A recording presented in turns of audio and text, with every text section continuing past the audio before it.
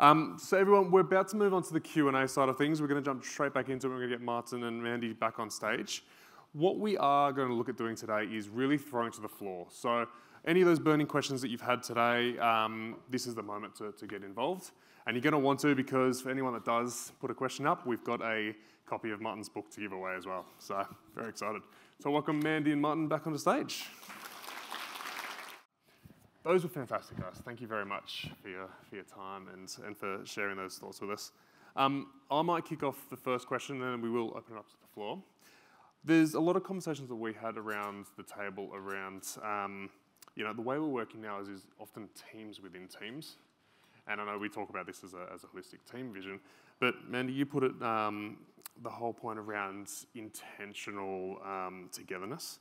Is there any tips in terms of how do we translate that into when we're talking about teams within teams and how we collaborate with others? Yeah, really good question. And I see that more and more where we talk about delegation as well, that actually sometimes we're not responsible for that team of teams.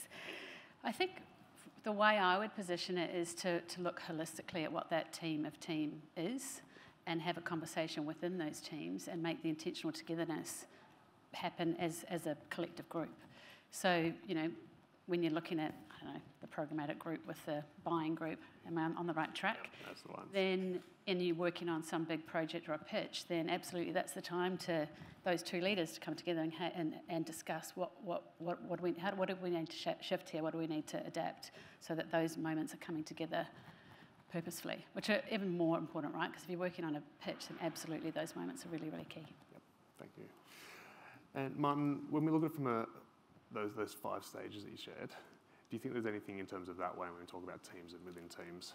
Oh, that's a good question. So, there absolutely is. When we, in the book, we talk about performance partnering, and in fact, there's a canvas to use with performance partnering. But I think if we want cross-group collaboration, which of course we do, because it's what every organisation was focused on pre this tectonic shift in the world of work, it's not going to happen naturally, right?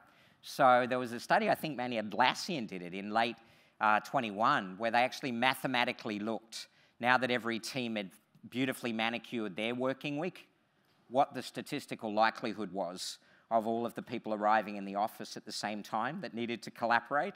That was virtually 0. So for office workers. So the way to do it, obviously, is not leave it to trust, but is to actually purposely build sessions that are designed with a work outcome, with a professional outcome. We're not talking pizza here. We're talking about getting people into a room with specific challenges, threats, opportunities, and harnessing the cross-group collaboration to work on those and problem solve those. But then the key is, don't run that in the same way you run your other meetings. Bring in somebody that is really a ninja in how to run co-design sessions, how to unlock the shared collaboration within the room, how to get synergy and synergistic decision-making to come to life. And whether you use Agile or some other methodology, I don't really care, just do it well. But I'll give you a little prediction. When you then poll people that have gone through that half day or that day and ask them, was it worth coming into the office today? Did we earn your commute? They'll go, absolutely. Absolutely it was, because you fed what they want, which is to be involved in strategic things that matter, with colleagues that they like, with meaningful outcomes. That's why they'll come in, no matter what generation. But do not leave it to chance, and definitely help people understand the difference between partnering and transactions, because that's how you'll drive cross-group collaboration. Love it. Thank you. All right, over to the floor. We've got a few microphones going around, so I've got one down the front here.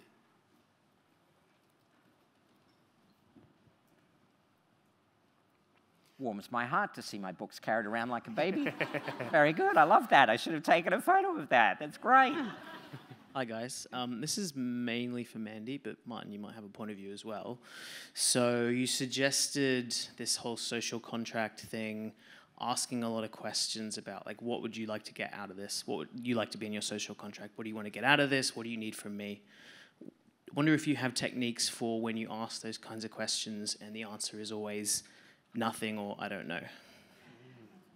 Yeah, good question. And some of those questions are really, really tough, right? So, what motivates you?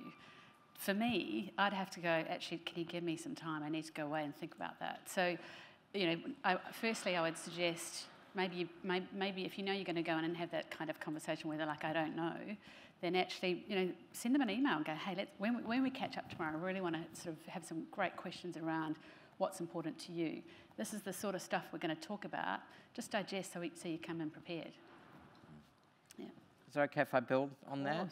So I think it's on the website, but don't send me hate LinkedIn messages if it's not. But we actually have another canvas, which is the ADEP canvas, and it's about restructuring conversations. And the worksheet is designed for somebody to do the night before, and I usually say don't spend more than 20 minutes on it. But it's a simple acronym. You can tell we love models. It's ADEP, and we ask them to walk into the conversation saying the A stands for what they've achieved since we were last together that they're most proud of, the thing that they're most proud of. The D stands for what have you done to develop yourself since we last met. We recommend doing it every 60 to 90 days, have an ADEP conversation. The third, which is really powerful, is the E stands for what have you enjoyed? So since we were last together, what brought you the most joy? COVID sucked all the joy out of our lives, and work hasn't really recovered. So what is it that they've enjoyed, and how do you dial into that? And the last one, the P stands for, and who have you partnered with inside the organisation or outside the organisation since we were last together? You'll be amazed by having them spend just 20 minutes on it and you walking them through that framework, what you will learn to dial into them, that then as you do the look ahead for the next 60 days, they will have actually given you what you need to then set the framework for the 60 days ahead. You're welcome.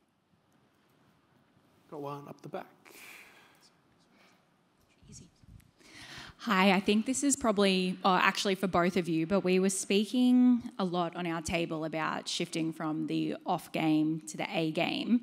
And I wondered if you had a few tangible examples of teams that you've worked with where they were maybe struggling in the off game and in the initial stages, a quick step change of where they could shift to more that A game mind frame and start building up their team and changing.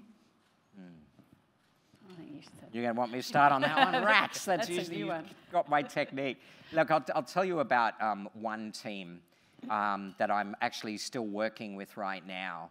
And they realized what was holding them back was a fear of failure. And it took us a while to really get that out on the table, that what was really holding them back in embracing where they knew they needed to go was just failing. And so the technique we used with them was a technique that we talk about, which is how do you get from sky to ground? How do you get from sort of the blue sky thinking where everybody knows they've sort of got to go, and actually now how do we break it down into its component parts? And again, in the book we introduce a problem-solving model called Probed.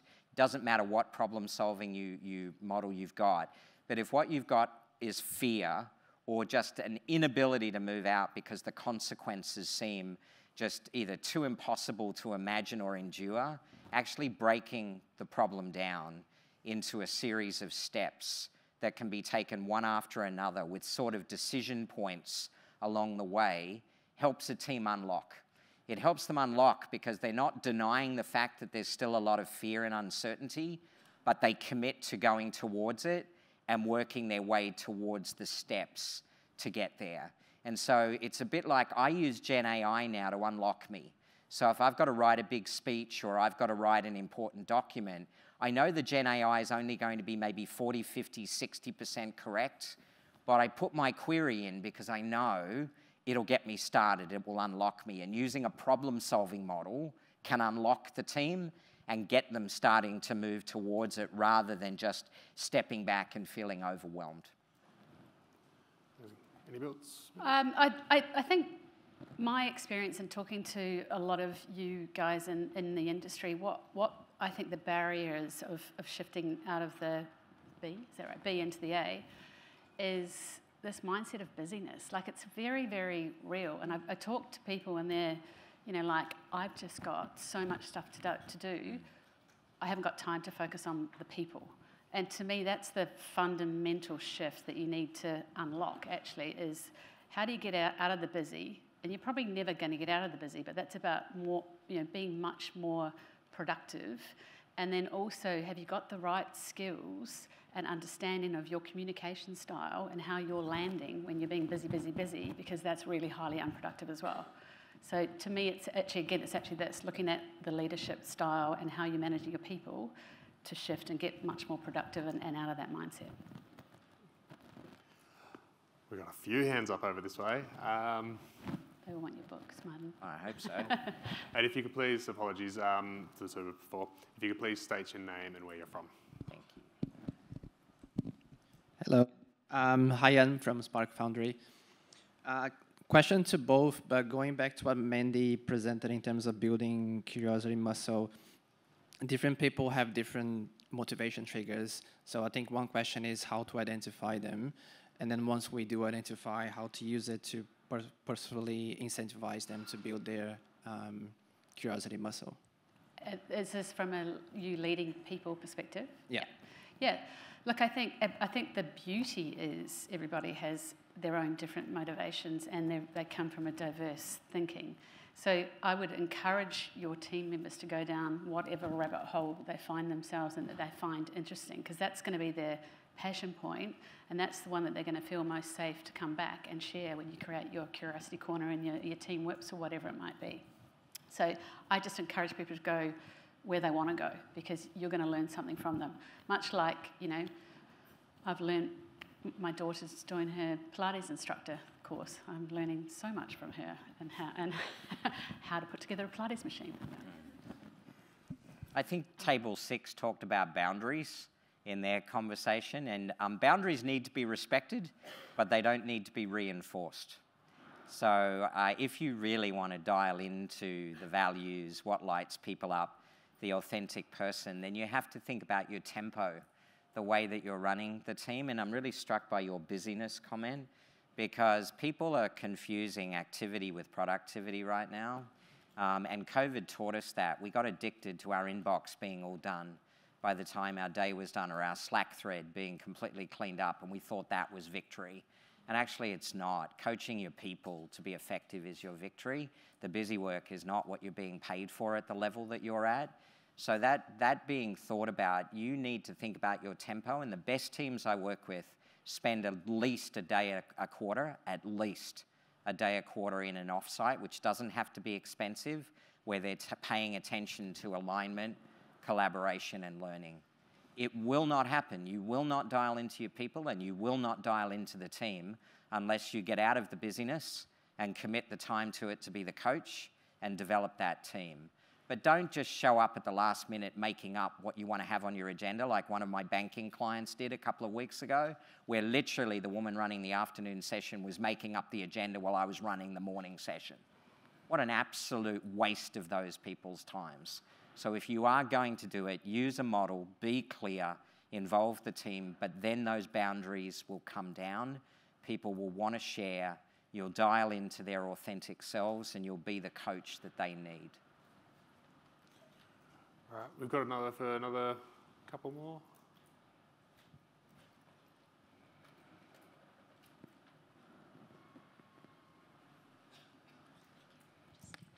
Yeah, sure. Ooh. Hi, I'm Sophie from Cartology. Firstly, thank you, Mandy and Martin. That was so useful. My question is for you, Martin. You had on your slide executive teams before, I think you were saying before, functional teams. Can you just explain what you meant by that? So I'm not sure I had executive team, functional team, so talk to me a bit more. So what's on your mind? Well, I was trying to understand if you were saying we should prioritise our participation in an executive team over. I wasn't quite sure what it meant. Thank you. So no, I apprate it, and my apologies for being dense. My caffeine levels have dropped to dangerously low levels. It's the curse of having the last name as Bean. So we all have a tendency, we usually have a home team as well as being part of the executive team. And whether we like it or not, we all have a tendency to love our home team a little bit more than the executive team.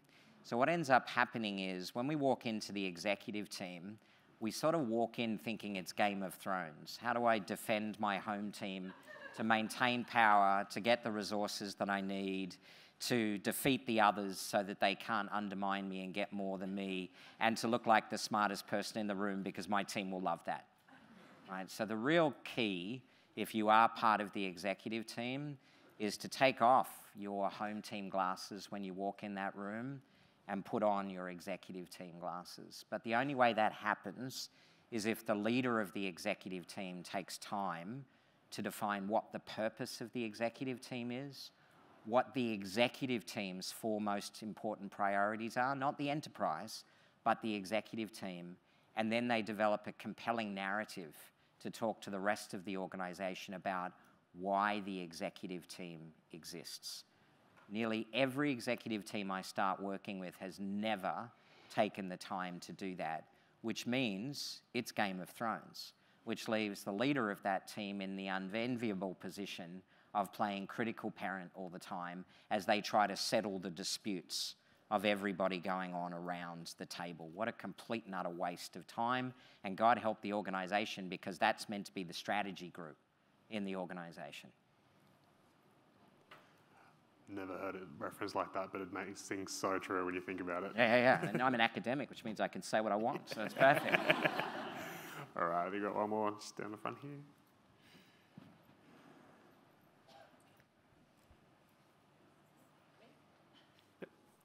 This will be good. Will they fight over the book? Yes. Have we got time for 2? Oh, sorry, I've actually got the book, but I'll donate it to someone in my team. So first one to grab it. Hi, I'm Linda from the Hummingbirds, and thank you both. Hi, Mandy. Hi.